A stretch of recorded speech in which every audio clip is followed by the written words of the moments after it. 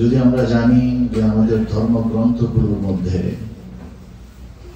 আমাদের ধর্মের যে মাস্টারপিস, যেগুলির উপরে ইসলামের ডক্ট্রিনটা দাঁড়িয়ে আছে, আমাদের ইসলাম ধর্মের নথিপত্রে নিদেন পক্ষে নিদানে কি লেখা আছে সেটি আমাদের সবসময় জানা থাকা দরকার। তাহলে আমরা আমাদের কর্তব্য সম্পর্কে ওয়াকিবহাল থাকতে পারবো এবং আমাদের করণীয় কি এ সম্পর্কে সুস্পষ্ট ধারণা আমরা পেতে পারবো। একবার আল্লাহর হাবিব সাল্লাল্লাহু আলাইহি ওয়াসাল্লামের উপর আমরা দরুদ শরীফ পড়ি, আল্লাহুম্মা সাল্লি আলা সাইয়্যিদিনা ওয়া মাওলানা মুহাম্মদ ওয়া আলা আলি মুহাম্মদ কামা সাল্লাইতা আলা ইব্রাহিম ওয়া আলা আলি ইব্রাহিম ইন্নাকা হামিদুম মাজিদ। اللهم بارك على محمد وعلى آل محمد كما باركت على إبراهيم وعلى آل إبراهيم إنك حميد مجيد. الله رب العالمين إرشاد করেছেন সূরাতুল আনফালে। Let us start the most important and the prudent portion of the discourse. সবচেয়ে গুরুত্বপূর্ণ বিষয় হচ্ছে আমাদের করণীয় কি। তো সেটা দিয়েই আমরা শুরু করি। সূরাতুল আনফাল, সূরা আনফালের মধ্যে 16 খুব সম্ভবত আয়াত নাম্বার আল্লাহ রাব্বুল আলামিন ইরশাদ করেছেন 7 নম্বর আয়াত, if I am not mistaken, আল্লাহ তাআলা ইরশাদ করেছেন وَأَعِدُّوا لَهُم مَّا اسْتَطَعْتُم مِّن قُوَّةٍ وَمِن رِّبَاطِ الْخَيْلِ تُرْهِبُونَ بِهِ عَدُوَّ اللَّهِ وَعَدُوَّكُمْ। প্রস্তুতি গ্রহণ করো শক্তি এবং সামর্থ্যের, মিন কুওয়া ওয়া মিন রিবাতিল খাইল, যত ধরনের শক্তি সামর্থ্যের ক্রাইটেরিয়া হতে পারে, যখন যা দরকার নিজের অস্তিত্ব রক্ষার জন্য, নিজের মুক্তির জন্য, নিজেকে বাঁচানোর জন্য যা যা দরকার, যত প্রস্তুতি দরকার, সব প্রস্তুতি গ্রহণ করে প্রস্তুত থাকো। বলেন সুবহানাল্লাহ। অবশ্যই স্পষ্ট আল্লাহ তাআলার কথা, রবের বাণী। How specific Allah subhanahu wa ta'ala said that get ready and get prepared. Whatever is needed to safeguard yourself, to save your lives, and to save your existence, to save your legacy. Otherwise you will be wiped out from this planet. तुम्हारा वजूद के लिए, तुम्हारे निजात के लिए, ये दुनिया में तुम्हारे जिंदगी बाकी रहने के लिए तैयार होकर रहो। तैयारी किया करो, प्रस्तुति ग्रहण करो। وَمِن رِّبَاطِ الْخَيْلِ, and all the means including transportation, Akash mechanism এবং সমুদ্রাভিযানে, জলস্থলে এবং অন্তরিক্ষে, আকাশে যখন যা যা প্রয়োজন হয়, means of your transportation, your logistical preparation, by all means get yourself ready and equipped. Subhanallah. And the criteria is such a way যে তুমি এমন প্রস্তুতি গ্রহণ করো, তুরহিবুনা বিহি আদুওয়াল্লাহ, আল্লাহর দুশমনদের অন্তর কেঁপে উঠবে। That the hearts and the souls of the enemies of your Lord will tremble. যে अल्लाह का दुश्मनों का दिल कांप उठेगा, their heart will tremble. وَعَدُوَّكُمْ, and your enemies, they will shiver they will shiver, they will have তাদের হৃদ কম্পন শুরু হবে, তাদের অন্তর কেঁপে উঠবে, তারা ভয় পাবে। রিয়েলি তারা তোমার সম্পর্কে তাদের ধারণা পাল্টে যাবে, এমন ভাবে তুমি প্রস্তুতি গ্রহণ করো। এবং আরেকটা বড় দায়িত্ব কি, সেটা হচ্ছে সূরা হুদ 112 নম্বর আয়াত। আল্লাহ রাব্বুল আলামিন ইরশাদ করেন, ফাস্তাকিম কামা উমিরত, দৃঢ় পথ থাকো। যেই ব্যাপারে, যেই মিশন, যেই নির্দেশনা, যেই মিশন তোমাকে দেওয়া হয়েছে, বি স্ট্যাডফাস্ট। তোমার মিশনের উপরে, তোমার অভিষ্ট লক্ষ্য অর্জনে তুমি দৃঢ় পথ থাকো। ইস্পাত কঠিন প্রাচীরের মতো তোমার অস্তিত্ব নিয়ে তুমি এই পৃথিবী নামক গ্রহে, এই পৃথিবীর বুকে তুমি দৃঢ় পথ থাকো। Abu Bakr radiyallahu anhu, Anas ibn Malik radiyallahu anhu reported the hadith. Abu Bakr radiyallahu anhu এসে বললেন, قد شيبت يا رسول الله, আল্লাহর হাবিবের দিকে অপলক নেত্রে তাকিয়ে থাকলেন। এক সময় বললেন, ছলো ছলো নয়নে, টলো টলো নয়নে, চোখের পানিতে চোখ টলমল করছে, আর বলতেছে, قد شيبت يا رسول الله, হুজুর চোখের সামনে তো আপনি বুড়ো হয়ে গেলেন, আপনি তো বুড়ো হয়ে গেলেন হুজুর। আরেক হাদিসের মধ্যে আছে, আসরা ইলাইকা শাইবু ইয়া রাসূলুল্লাহ, হুজুর আপনার চেহারার দিকে তাকালে তো কলিজা ফেটে যায়, চোখের পানি ধরে রাখতে পারি না, আপনি বুড়ো হয়ে গেলেন আমাদের চোখের সামনে।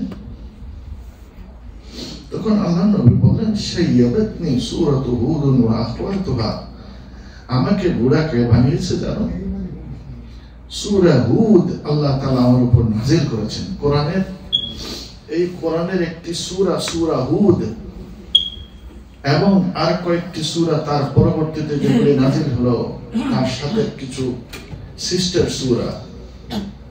मुझे सूरा हूद और सूरा हूद का बहनों ने मुझे बुरा कर दिया, मुझे बुरा पे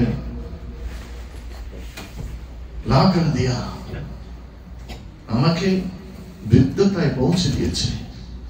হুদ, এই সূরা হুদের মধ্যে স্পেসিফিক একটি আয়াত আছে, ওই আয়াতটা কোনটা? এইটা যেটা পড়লাম, ফাস্তাকিম কামা উমিরত। হুজুর আপনি আপনার মিশনের উপরে কি থাকেন? দৃঢ় পথ থাকেন, কখনো আপনি পদচ্যুত হবেন না। Don't get drifted and be steadfast. Be steadfast. আল্লাহ নবী তার মিশনের উপরে দৃঢ় পথ থাকতে হবে, ইস্তেকামত থাকতে হবে। এই ইস্তেকামতের চিন্তায় আল্লাহর হাবিব সাল্লাল্লাহু আলাইহি ওয়াসাল্লামের শরীর মোবারকে বার্ধক্যের ছাপ পরিলক্ষিত হলো। আর সাহাবী বলছেন, আমি গুনে গুনে দেখলাম আল্লাহর হাবিবের মাথার চুলগুলোর মধ্যে 17টি সাদা হয়ে গেছে। সুবহানাল্লাহ। আল্লাহর হাবিবের, আল্লাহর রাসূলকে তার সাহাবীরা কত ভালোবাসতেন, কয়টা চুল সাদা হয়েছে সেটাও ওনারা গুনে নিয়েছিলেন, বলে সুবহানাল্লাহ। তো ভাইরা, স্টেডফাস্ট থাকতে হবে, দৃঢ় পথ থাকতে হবে, অটুট থাকতে হবে। জমিন টুটে জমান টুটে जहां सारे पलट जाए, नामुमकिन है कदम अपना मोहब्बत से फिसल जाए। आसमान खान खान হয়ে পড়ুক, আর জমিন টুকরো টুকরো হয়ে ফেটে যাক, কিন্তু একজন প্রকৃত প্রেমিক তার ভালোবাসার পথ থেকে, ভালোবাসার রাস্তা থেকে সে চুল পরিমাণও বিচ্যুত হতে পারে না। একজন মুমিন যে আল্লাহ সন্ধান যে পেয়ে গেছে, তাকে সর্বাবস্থায় দৃঢ় পথ থাকতে হবে। এই জন্য আল্লাহ রাব্বুল আলামিন সূরা আলে ইমরানে ইরশাদ করেন, ইয়া আইয়ুহাল্লাযীনা আমানু তাকুল্লাহ হাক্কা তুকাতিহি ওয়ালা তামুতুন্না ইল্লা ওয়া আনতুম মুসলিমুন।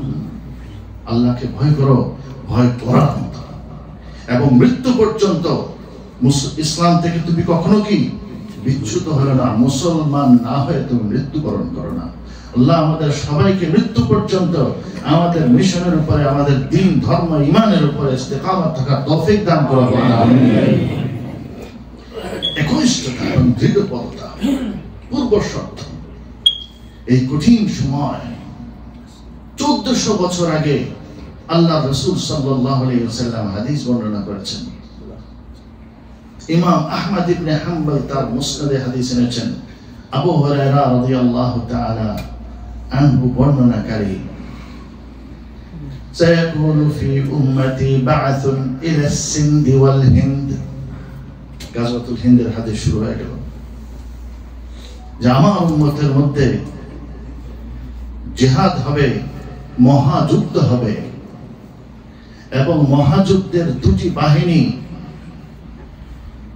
একটি সিন্ধে যাবে আর একটি হিন্দে যাবে। বলেন সুবহানাল্লাহ।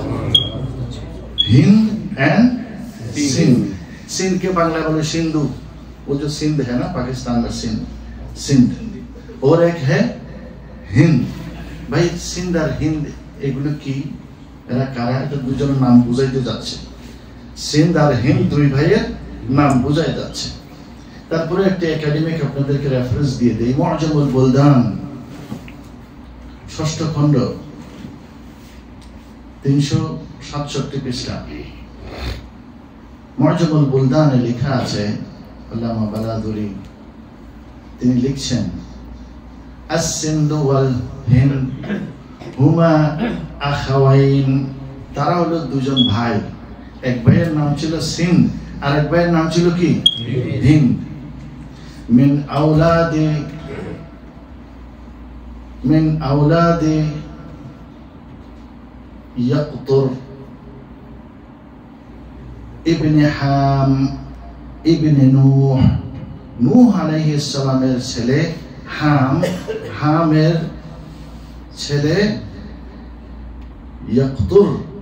এই ইয়াকতুরের দুইটা ছেলে ছিল, একটার নাম ছিল হিন্দ আর একটার নাম ছিল কি সিন্ধ। তো এই যে বর্তমানে যেটা হিন্দুস্তান, যেটা ইন্ডিয়ান সাবকন্টিনেন্ট, এটাকে ওই হিন্দ লোকের বংশধরেরা সেখানে তারা তাদের বসত বাড়ি করে, আর সিন্ধ তার বংশ লতিকা গড়ে ওঠে সিন্ধ নামক জায়গায়। এই জন্য একটার নাম হয়ে যায় কি হিন্দ আর একটার নাম হয়ে যায় সিন্ধ। আল্লাহ রাসূল বলতেছেন এই হিন্দের জায়গায় এবং সিন্ধের জায়গায় বিশাল এক মহাযুদ্ধ হবে।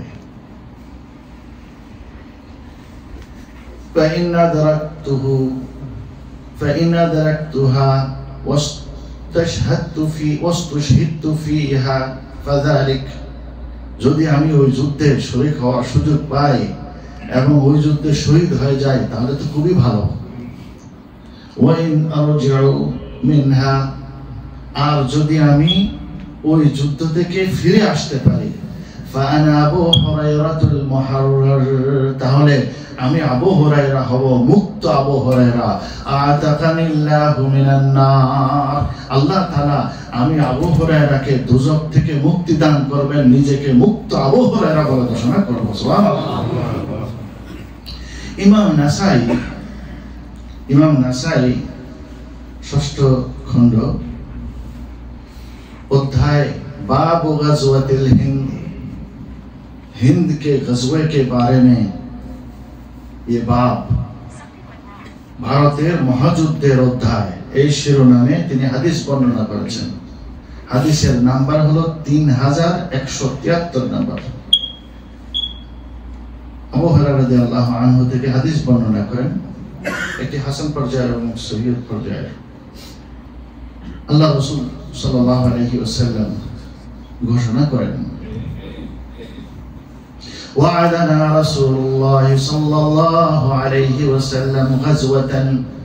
আল্লাহ নবী সাল্লাল্লাহু আলাইহি ওয়াসাল্লাম ওয়াদা করলেন, 1400 বছর আগে ওয়াদা করতেছেন, গাজওয়াতান ফিল হিন্দ, ভারতের জমিনে একটি মহাযুদ্ধ হবে। فإن أدركتها যদি আমি সেই যুদ্ধের সময় যদি বেঁচে থাকি أنفق فيها نفسي ومالي আমি আমার সম্পদ এবং আমার জীবন ওই মহাযুদ্ধের মধ্যে আমি उत्सर्ग कर দিব বলেন সুবहानअल्लाह कि हुजूर पाक सल्लल्लाहु अलैहि वसल्लम ने हम पर वादा किया है कि सरजमीन हिंदुस्तान पे एक बड़ा जिहाद और गज़वा होने वाला है बड़ा जंग अजीम होगा हुजूर ने पेशिनगोई दे दी वादा किया वादना Prophet sallallahu alaihi wasallam has promised us is the promise of Prophet sallallahu alaihi wasallam this is the promise of the greatest prophet and the greatest human being that walked over this planet, as-Sadiq al-Masduq, the most truthful person 1400 years ago approximately. He made a promise that there will be a great war coming for the land of Indian subcontinent. If I have opportunity to participate, أنفق فيها أهلي ومالي I will sacrifice my lives and all my belongings.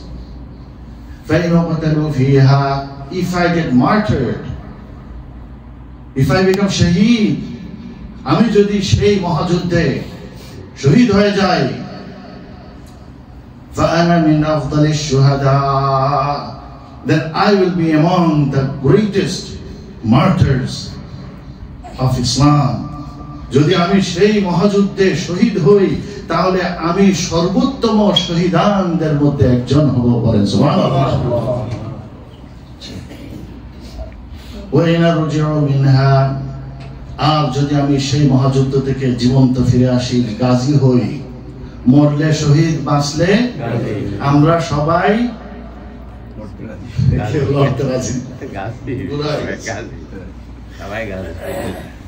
ইমানদাররা কখনো বুড়া হয় না শরীর বুড়া হতে পারে কিন্তু ইমান হ্যাঁ এই বুড়া বয়সেও প্রয়োজনে কি ট্রেনিং অস্ত্র জমা দিয়েছেন ট্রেনিং এখনো কি আপনারা ট্রেনিং জমা দিয়েছেন ট্রেনিং জমা দিতে পারেন আল্লাহর জন্য প্রয়োজন এই জমিন কার এই শরীর কার এই দেহ কার এই আসমান কার সুতরাং সবকিছুই আল্লাহর জন্য উৎসর্গিত বলেন সুবহানাল্লাহ মুমিনের মন হওয়া উচিত وإن أرجع منها فأنا أبو هريرة المحرر আর যদি বেঁচে যাই তাহলে আমি হব মুক্ত আবু হুরায়রা হযরত সাওবান রাদিয়াল্লাহু আনহু হাদিস বর্ণনা করছেন ইমাম বাইহাকি এই হাদিসটাকে দুই জায়গায় দালাইলুন নুবুওয়া নবুয়তের প্রমাণ হিসেবে উপস্থাপন করেছেন আর as-সুনানুল কুবরাতেও তিনি এনেছেন তিনি বুঝাতে চাচ্ছেন 1400 বছর আগে ভারতের জমিনে ভারত বাংলাদেশ পাকিস্তান নেপাল ভুটান শ্রীলঙ্কা এবং এতদ অঞ্চলের মুসলমান অমুসলমান এতদ অঞ্চলের মানুষের ভাগ্যে কিয়ামতের আগে কি ঘটবে সেটা যে 1400 বছর আগে আল্লাহ রাসূল বলেছেন এটাই তার নবী হওয়ার একটি প্রমাণ বহন করে বলে সুবহানাল্লাহ সেই জন্য ইমাম বাইহাকি এই হাদিসকে দালাইলুন নুবুওয়া নবুয়তের দলিল এই সাবজেক্টের উপরে তিনি বর্ণনা করেছেন বলে সুবহানাল্লাহ হযরত সাওবান বর্ণনা করেন হযরত সাওবান তিনি হাদিস বর্ণনা করছেন ইসাবাতান দুটি two groups of people two groups of warriors Mujahideen का दो ग्रोह जिहाद करने वालों का दो ग्रोह যুদ্ধে অংশগ্রহণকারীদের মধ্য থেকে দুটি কমিউনিটি দুটি গোত্র দুটি গ্রুপ আহরাজাহুমুল্লাহু মিনান নার Allah will save them from the hellfire दो ग्रोह को अल्लाह ने जहन्नम के आग से निजात देंगे দুটি বাহিনীকে আল্লাহ তাআলা জাহান্নামের আগুন থেকে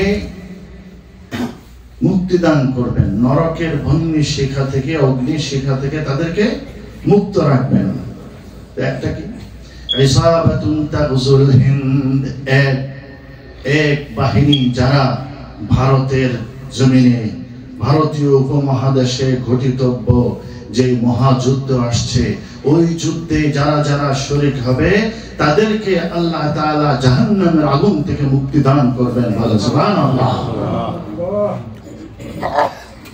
হিন্দুস্তানের সাথে ইসলামের সম্পর্ক অনেক পুরনো। আপনারা জানেন, খেয়াল করেন, রাসূলুল্লাহ সাল্লাল্লাহু আলাইহি ওয়াসাল্লামের সাহাবী ইসলামের তৃতীয় খলিফা হযরত উসমান রাদিয়াল্লাহু আনহু শাসন আমলে 29 হিজরিতে হাকিম আল আবাদি নামক আল্লাহর রাসূলের সাহাবী সর্বপ্রথম ভারতে যুদ্ধ করেন বলেন সুবহানাল্লাহ। 44 হিজরিতে মুররা हारिस इब्ने मुर्रा अल अबदी द्वितीयबार सिंध के जमीन में दूसरा जंग उन्होंने शुरू किया था, हारिस बिन मुर्रा अल अबदी, and it was the full-fledged first big war, the first full-fledged war. And then again approximately 59 around, Al-Muhallab ibn Abi Sabra, for the third time he came to fight for the cause of Islam, and abar juddho porichalona koren Al-Muhallab bin Abi Sabra. এবং পরবর্তীতে সেই ইতিহাস আপনারা জানেন, মুহাম্মদ বিন Qasim and so forth, ওই থেকে শুরু হয়। এবং যেই মহাযুদ্ধের কথা আল্লাহর নবী সাল্লাল্লাহু আলাইহি ওয়াসাল্লাম ভবিষ্যৎবাণী করেছেন সেটা হবে ভারতের জমিনে আমাদের এলাকার সর্বশেষ মহাযুদ্ধ। আল্লাহ তুমি আমাদের সবাইকে রক্ষা করো। হাদিসটা শেষ করি। আল্লাহ নবী বলতেছেন যে दो ग्रोह को अल्लाह ताला जहन्नम की आग से निजात देंगे, एक तो जो हिंदुस्तान की जंग अजीम में शिरकत करेगा, and the second one वइसाबतुन तगजु मा'a ईसा इब्न मरियम, আর দ্বিতীয় বাহিনীটা হবে যে বাহিনীটি ঈসা ইবনে মরিয়মের সাথে যুদ্ধে শরীক হবে। সুবহানাল্লাহ বলবেন না? and the second party, second group of soldiers will be saved from the hellfire, those who will participate in war with who? In the company of Isa al-Masih alayhi salam. ভাই, এখন হাদিসের দুটো অংশ। প্রথম অংশে বলা হলো কোথার মহাযুদ্ধ? হিন্দের মহাযুদ্ধ। আর এটার সাথে সাথে একই হাদিসের মধ্যে পরবর্তী দ্বিতীয় বাহিনীটার কথা বলা হলো কোথায়? ঈসা আলাইহিস সালামের সাথে যুদ্ধ। তার আচ্ছা, ঈসা আলাইহিস সালামের সাথে যুদ্ধটা কোথায় করতে হবে? ঈসা আলাইহিস সালামের সাথে যুদ্ধটা কোথায়? ঈসা আলাইহিস সালাম কোথায় আসবেন? সিরিয়ায়। কোন জায়গায় আসবেন? শামে, একটি মসজিদে, শামে। তো কোন মসজিদ? আল জামিউল উমাবি। সেটা কোথায়? দামেস্কে। আর এখন যা কিছু ঘটতেছে, আজকে কে জুমার খুতবা দিচ্ছে? আল জামিউল উমাবি। জামিউল উমাবি এটা কি? এটা হলো ইসলাম ধর্মের চতুর্থ পবিত্রতম মসজিদ। মক্কা, মদিনা, মসজিদে আকসা, আর এরপর হলো কি? জামে আল উমাবি, দ্য গ্রেট উমাইয়াদ মস্ক। এই উমাইয়া মস্কের, এই উমাইয়া মসজিদের কোণার সাদা ধবল মিনারা, শুভ্র মিনারা, এই মিনারের উপরে মিকাইল এবং ইসরাফিল এই দুই ফেরেশতার কাঁধে ভর করে ফজরের সময় আজান দেওয়া হয়ে যাবে। ইকামত হওয়ার আগে আল্লাহর নবী ঈসা আলাইহিস সালাম সকালবেলা এই মসজিদে আসবেন। বলেন সুবহানাল্লাহ। তাইলে ওই ঘটনাটার সাথে ওই হিন্দুস্তানের মহাযুদ্ধের একটা টাইম লাইনের সম্পর্ক আল্লাহর নবী 1400 বছর আগে করে দিয়েছেন। বলেন সুবহানাল্লাহ। তাইলে বাংলাদেশে, ভারতে, শ্রীলঙ্কায়, পাকিস্তানে এন্টায়ার ইন্ডিয়ান সাবকন্টিনেন্টে যা কিছু ঘটবে এটার সাথে একটি বড় সম্পর্ক আছে আরব বিশ্বে, সিরিয়ায়, দামেস্কে, ফিলিস্তিনে যা কিছু ঘটবে এটার সাথে। বলেন সুবহানাল্লাহ। এবার কড়িগুলো মিলান, ডটগুলো একটার সাথে একটা লিঙ্ক করেন, তাহলে বোঝা যাচ্ছে ওইদিকে সিরিয়াতে যখন ঘটনা ঘটবে, অঘটন ঘটবে, আর এদিকেও কিছু না কিছু কি ঘটবে। সুবহানাল্লাহ। ঈসা আলাইহিস সালাম কেন, আচ্ছা একটা প্রশ্ন করি আপনাদেরকে, উমাইয়া মসজিদে কেন আসবেন? মক্কায় আসতে পারতেন, মদিনায় আসতে পারতেন, মসজিদে আকসায় নামলে অসুবিধা কি ছিল? কারণ কি? একটা নিশ্চয়ই একটা উইজডম তো আছে, আল্লাহ তাআলা ইচ্ছা। এটার পিছনে উইজডমটা কি? উইজডমটা একটা হিকমত আছে। হিকমত হলো এইটাই সেন্টার পয়েন্ট। এখানে পৃথিবীর অনেক অঘটন ঘটনার সাক্ষী হয়। Many things will happen, will occur to this planet, and the center point of all the affairs will involve this center point of Damascus. This is, and why this minaret? Who's there? ওই মিনারে কেন তো এই পাশটা আসলে তো পূর্ব পাশে সাদা মিনারে কেন আসতেছে? বলছে এই মিনারার নিচে একটা লেগেসি ইতিহাস আছে। কি ইতিহাস? আল্লাহর নবী ইয়াহইয়া আলাইহিস সালাম কে শহীদ করা হয়েছিল। আপনারা জানেন তো ইয়াহইয়া আলাইহিস সালাম? জানেন তো ইয়াহইয়া আলাইহিস সালামকে শহীদ করার পরে ইয়াহইয়া আলাইহিস সালামের মাথা কেটে ইয়াহইয়া আলাইহিস সালামের মাথা রাখা হয়েছিল এই মিনারের নিচে। আর ইয়াহইয়া আলাইহিস সালাম এবং ঈসা আলাইহিস সালামের মধ্যে একটি বিরাট সম্পর্ক আছে। বলেন সুবহানাল্লাহ। ইয়াহইয়া এবং দুজন একজন আরেকজনের কাজিন, একই সময়ের। ইয়াহইয়া আলাইহিস সালাম 6 মাসের বড় ঈসা আলাইহিস সালাম থেকে। দুজনে একসাথে তাদের মিশনের শরীক ছিলেন, দাওয়াতি কাজ করেছেন। বলেন সুবহানাল্লাহ। জাকারিয়া আলাইহিস সালাম হলো ইয়াহইয়া আলাইহিস সালামের পিতা। জাকারিয়া আলাইহিস, একটু বংশলতিকে দিয়ে দেই, একেবারে শুরু থেকে করি। ইব্রাহিম আলাইহিস সালামের ছেলে একজন নাম হলো ইসহাক। ইসহাক আলাইহিস সালামের ছেলের নাম ভালো করে খেয়াল করেন ইয়াকুব। ইয়াকুব আলাইহিস সালামের একজন ছেলের নাম হলো লাবি। লাবির বংশধর থেকে আসছে হারুন আলাইহিস সালাম। হারুন আলাইহিস সালামের বংশধর থেকে একজনের নাম হলো রাজঈম। এই রাজঈমের ছেলে হলো জাকারিয়া। আর জাকারিয়া আলাইহিস সালামের কাহিনী আল্লাহ তাআলা কোরআনের বিভিন্ন জায়গায় আল্লাহ রাব্বুল আলামিন ইরশাদ করেছেন, এবং সবচেয়ে বেশি detail, the most detailed form, that is সূরাতু মারইয়াম। আল্লাহ রাব্বুল আলামিন ইরশাদ করেছেন কাফ হা ইয়া আইন সাদ, কাফ হা ইয়া আইন সাদ, যিকরু রাহমাতি রাব্বিকা আবদাহু জাকারিয়া।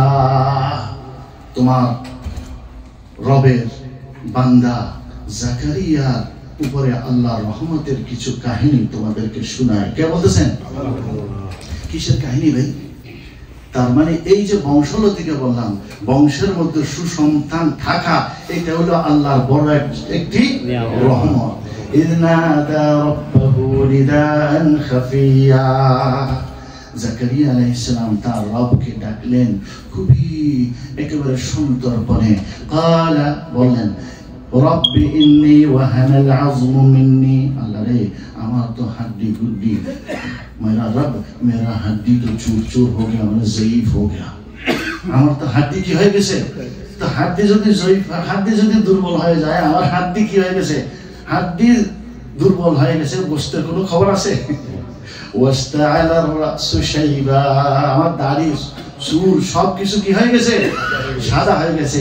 দুনিয়াতে পৃথিবীর ইতিহাসে, মানব জাতির ইতিহাসে সর্বপ্রথম যার চুল সাদা হয়েছিল তিনি কে? কেউ বলতে পারবেন? ইব্রাহিম আলাইহিস সালাম। বলেন সুবহানাল্লাহ। এই ইব্রাহিম আলাইহিস সালামের উপরে সকলের চুল কি ছিল? কালো ছিল। ইব্রাহিম আলাইহিস সালাম থেকে চুলের কি সাদা চুলের ইতিহাস শুরু হয়ে গেছে, লেগাসি শুরু হয়ে গেছে। আর জাকারিয়া আলাইহিস সালাম বলছে আল্লাহ রে, আর চুল দাড়ি কি হয়ে গেছে? সাদা হয়ে গেছে। তো সমস্যা কি? বলতেছেন ওয়ালাম আকুন বিদুআইকা রাব্বি শাকিয়া। যা যা দোয়া করছি সব তো কবুল হয়ে গেছে, কোনোদিন তো কি হয় নাই, নিরাশ হইনি। হ্যাঁ, I've never was despondent. Whatever dua I made, whatever I prayed, you fulfilled my prayers. I'm in a big problem. What problem? وَإِنِّي خِفْتُ الْمَوَالِيَ مِنْ وَرَائِي আমার পরে দুনিয়া থেকে যাওয়ার পরে আমার বংশটা তো শেষ হয়ে যাবে, আমার ওয়ারিশ কে হবে? কোনো ওয়ারিশ দুনিয়াতে। আরেক মাওয়ালি মানে হলো সাসাকুরা। ভাই সাসাকুরা এক সময় এরা চোখ উল্টায় ফেলে, এটা হলো দুনিয়ার নিয়ম। সাসাকুরারা কি একটা সময় গিয়ে কি হয়, চোখটা কি হয়ে যায়, চোখ উল্টায় ফেলে। জাকারিয়া আলাইহিস সালাম গোপনে গোপনে মসজিদে আকসার ভিতরে আসি, রাতের অন্ধকারে আল্লাহরে বলতেছেন ইন্নী খিফতুল মাওয়ালি, আমি তো এই সাসাকুরারে কি করি, বিরাট ভয় করি। কারণ এই ইহুদি সম্প্রদায় তো এরা ইহুদি সবাই, এরা যে কত খাচ্ছর এটাই উনি কি বুঝতে পারছিলেন। তো এখন কি করতে হবে, ফাহাবিলি মিন লাদুনকা ওয়ালিয়া, এই সমস্যার একটা বড় সমাধান হলো এই যে সাসাকুরার ফিতনা ফাসাদ এবং এগুলি থেকে সমাধান হলো কি, আল্লাহ আমার একটা কি দান করো, সুসন্তান দান করো। বলেন সুবহানাল্লাহ। তাহলে সুসন্তান চাওয়া আল্লাহর কাছে চাওয়া এটা কি নবীর একটি ট্র্যাডিশন, এটা একটি ইবাদত বটে। সুবহানাল্লাহ। আচ্ছা, তো ওই সন্তান কি করবে, ইয়ারিসুনি ওয়া ইয়ারিসু মিন আলি ইয়াকুব, আমার লেগেসি রক্ষা করবে আর আমার পিতা ইয়াকুব, ওই যে বলছিলাম ইয়াকুব আলাইহিস সালাম, ইয়াকুব আলাইহিস সালামের বংশের লেগেসি রক্ষা করবে। ওয়াজআলহু রাব্বি রাদিয়া, কিন্তু শয়তান তা সন্ত্রাসী দিও না, দুষ্ট গরু থেকে শূন্য গোয়াল বলস দিবা যদি, তাহলে ভালো সন্তান একটা দিও, এমন সন্তান দিবা যে সন্তানের উপরে আপ রাজি হয়ে যাও। ऐसे औलाद देना, ऐसे औलाद मेरी ना मांगता हूं जिस पे आप राजी होंगे। सुबहानाल्लाह। সাথে সাথে আল্লাহ দোয়া কবুল করলেন, ইয়া জাকারিয়া, ও জাকারিয়া। এখন যদি মসজিদে আকসা যান, মসজিদে আকসার মিম্বরের একটু ওইদিকে, ওই যেখানে আমাদের লিটন ভাই বসছে ওইখানে, আল্লাহ আমাদের তৌফিক দিলে আমরা সকলে জিয়ারত করতে যাবো ইনশাআল্লাহ। যাবে যত আল্লাহ তৌফিক দেন, নিয়ত করেন ইনশাআল্লাহ, শান্তি হয়। মসজিদুল আকসার জিয়ারত করা রাসূলুল্লাহ সাল্লাল্লাহু আলাইহি ওয়াসাল্লামের সুন্নাহ, বলেন সুবহানাল্লাহ। এবং ওইখান থেকে উমরা করার আলাদা ফজিলত। তো ওই জায়গার মধ্যে এখন দেয়ালে লেখা আছে হাদা মিহরাবু জাকারিয়া, এই সেই জায়গা যেখানে আল্লাহর নবী জাকারিয়া আল্লাহর সাথে কথা বলছিলেন, বলেন সুবহানাল্লাহ। এই সেই জায়গা যেখানে আল্লাহর কাছে দোয়া করছিলেন এবং দোয়া কবুল হয়েছিল। ফানাদাতুল মালাইকা, ফেরেশতারা ডাক দিল, ওয়া হুয়া কায়িমুন, দাঁড়ানো অবস্থায়, মানে জাকারিয়া আলাইহিস সালাম এখনো দাঁড়ানো। কোথায়, ইউসাল্লি ফিল মিহরাব, মিহরাবে দাঁড়িয়ে দাঁড়িয়ে নামাজ পড়তেছেন, আর ওই নামাজের ভিতরে দোয়া করছেন, আর ওই অবস্থায় নামাজের ভিতরে আল্লাহ তাআলা দোয়া কবুল করে কথা বলতেছেন। বলো সুবহানাল্লাহ। ইয়া জাকারিয়া, ও জাকারিয়া, ইন্না নুবাশশিরুকা বিগুলাম, একটা সন্তান কি তোমাদের দিয়ে দিলাম। সুবহানাল্লাহ। 80 বছর বয়স, 80 বছর বয়স, আর স্ত্রীর নাম হলো ঈশা বিনতে ফাকুস, 70 বছর বয়স, 10 বছরের ব্যবধান হাজবেন্ড আর ওয়াইফের মধ্যে। আর ওই অবস্থায় কি আল্লাহ বলতেছেন কি সন্তান একটা দিব, কিন্তু নামটাও আমি রাখে দিব। সুবহানাল্লাহ। দুনিয়ার সব সন্তানের নাম রাখে মা বাবা, আর আমি তোমার সন্তান দিতেছি, আর ওই সন্তানের নামটাও কি আমি আল্লাহ আসমানে রেখে দিলাম। এমন সন্তান দিলাম যেই সন্তানের নামকরণ জমিনে হবে না, আমি আল্লাহ আসমান থেকে নামকরণ করে পাঠাই দিলাম। ইসমুহু ইয়াহইয়া, আমি আল্লাহ নামটা দিয়ে দিলাম ইয়াহইয়া। এরপরে বলতেছেন লাম নাজাল লাহু মিন ক্বাবলু সামিয়া, গোটা সৃষ্টির মধ্যে আজকের আগে এই নামটা ইয়াহইয়া নামের কেউ ছিল না। বলেন সুবহানাল্লাহ। আল্লাহ বলতেছেন মাইনে ऐसा ইয়াহইয়া নাম किसी का नहीं रखा। সুবহানাল্লাহ। আচ্ছা, আল্লাহু আকবার। এরপরে some time will not permit me, এভাবে যেতে যেতে যেতে যেতে একটা পর্যায়ে আল্লাহ তাআলা তার ব্যাপারে আরো বলতেছেন সন্তান তো দিছি, নামও আমি রাখবো। ওয়া আতাইনাহুল হুকমা সাবিয়া, ছোট বয়সে আমি তার মাথায় নবুয়তের তাজ পরাই দেব। সুবহানাল্লাহ। ওয়া হানানাম মিন লাদুন্না, এমন নরম অন্তরের করে দেব যে পাপ থেকে যোজন যোজন দূরে থাকবে। ওয়া যাকাতা, পুত পবিত্রের মূর্ত প্রতীক হয়ে থাকবে। ওয়া বাররাম বিওয়ালিদাইহি, মা বাবার ফরমাবরদার হয়ে থাকবে। বলেন সুবহানাল্লাহ। দুনিয়ার মধ্যে কোন সন্তান জমিনে আসার পরে এক অপরাধ করে নাই, একেবারে ছেলেবেলার মধ্যেও যদি কাউকে চান তাহলে পাবেন ইয়াহইয়া আলাইহিস সালাম। ছোটবেলায় যখন থেকে বালেগ হলো, বাচ্চারা খেলতে থাকতো, মানুষ খেলনা দিয়ে খেলে না বাচ্চারা, আর ওই সময় থেকে সেজদায় পড়ে থাকতো। সুবহানাল্লাহ। সেজদায় পড়ে আল্লাহর কাছে কাঁদতো, এমন নবী ইয়াহইয়া আলাইহিস সালাম। বাচ্চারা টানাটানি করতো, চলো খেলো, লেটস গো প্লে। এন্ড ইয়াহইয়া ওই অবস্থায় বলতেন, মা খুলিকতু লিহাযা, এই জন্য তো সৃষ্টি করা হয় নাই, আমাকে সৃষ্টি করা হয়েছে একটি পারপাস নিয়ে। Never ever played. মাঝে মধ্যে ডিসঅ্যাপিয়ার্ড হয়ে যেত, মা বাবা খুঁজতে বেরিতেন, আমার ছেলেটা গেল কই, হামাগুড়ি দিয়ে হামগুড়ি হামগুড়ি কোথায় গেছে, যাইয়া দেখতো নদীর পাড়ে বসে সেজদারত হয়ে আল্লাহর দরবারে কাঁদছে। সুবহানাল্লাহ। সবসময় জিকিরে থাকতো, কোনদিন একটা মশা পর্যন্ত মারে নাই। আর এমন নবী, every time he used to help the people. He never killed, never harmed anybody, even a mosquito. But when time came, he was so steadfast for his mission, so much so that he was caught. তাকে ধরা হলো, ধরে কোরবানির গরু যেরকম জবাই করা হয়, এই সিরিয়ার রাজা কিং হেরোডিস তার কথায় ইয়াহিয়া আলাইহিস সালামের উত্তরে ফেরেশতার মতো একজন নবী, যেই নবীর নাম আল্লাহ রাখলেন, যেই নবীর ক্যারেক্টার সার্টিফিকেট আল্লাহ আসমান থেকে দিলেন, সেই নবীকে জীবজন্তুর মতো ধরে, জীবজন্তু যেরকম জবে করা হয় এরকম জবে করে ধর থেকে মাথাকে আলোক করে দিল।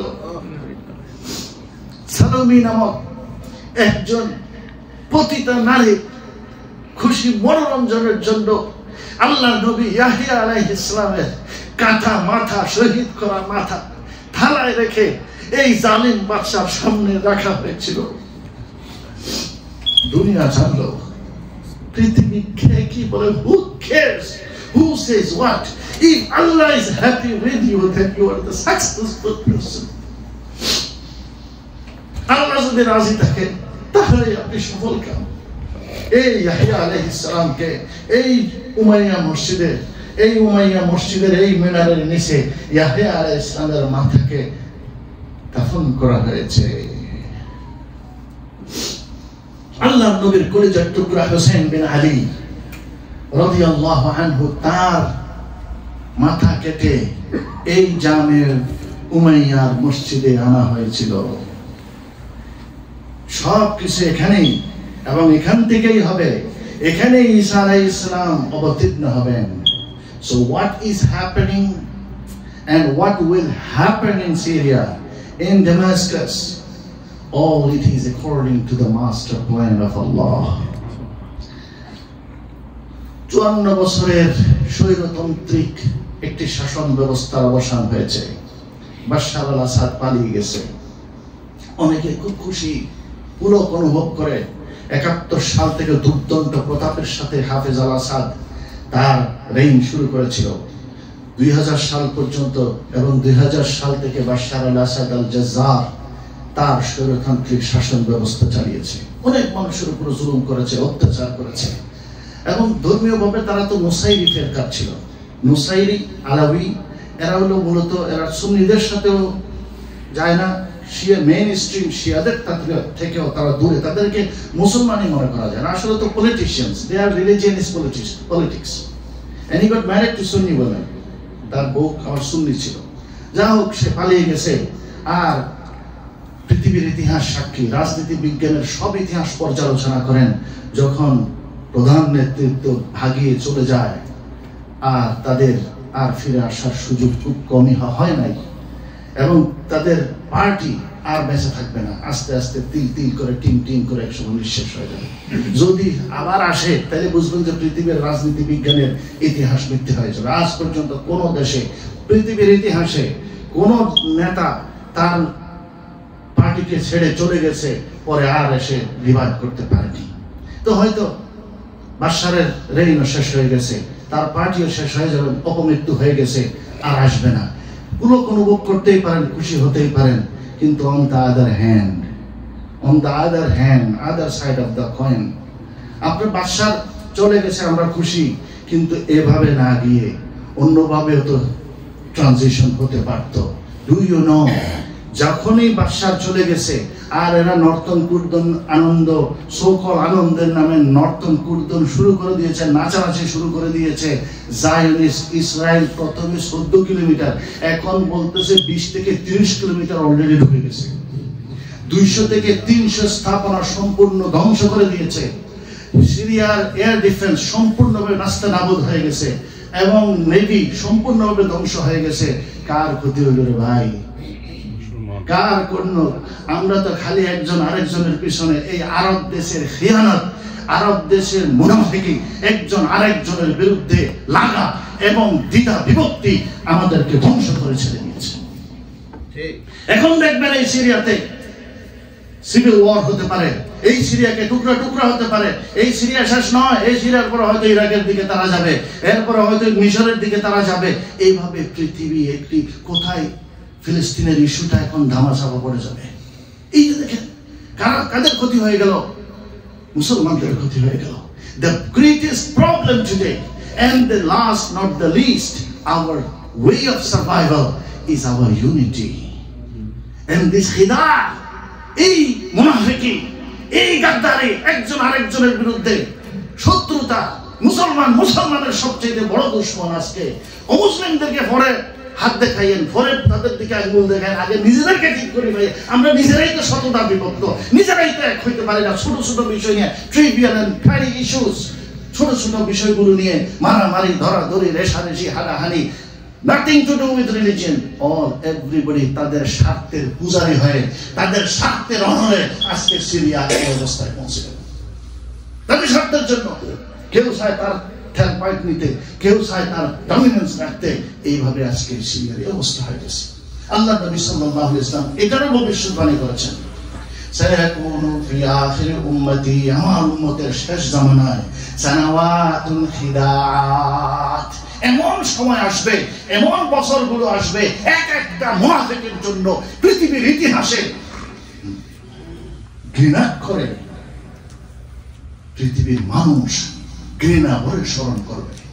খিদাত, একটা একটার বিরুদ্ধে খালি শত্রুতা করবে। শত্রুতার বছর আসতেছে আমার উম্মতের জন্য। ইউসাদ্দাকু ফিহাল কাযিব, মিথ্যাবাদীকে সত্য মনে করা হবে। ওয়া ইউকাযযাবু ফিহা সাদিক, আর সত্যবাদীকে মিথ্যাবাদী মনে করা হবে। আর ওয়ায়ুতামানুল খাইন, খিয়ানতকারী, চোর, বাটপার, এদেরকে আমানতদার মনে করা হবে, এদেরকে দেশপ্রেমিক মনে করা হবে।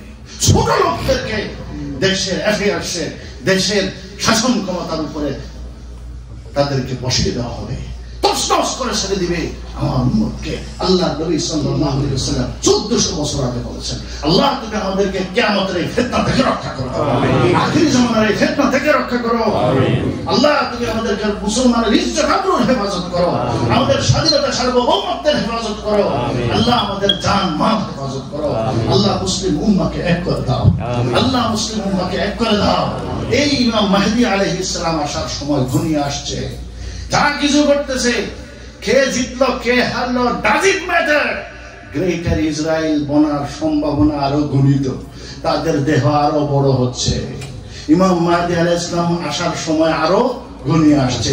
মালহামাতুল কুবরা, দ্য গ্রেট মালহামা, আরমাগেডন আরো ঘনিয়ে আসছে।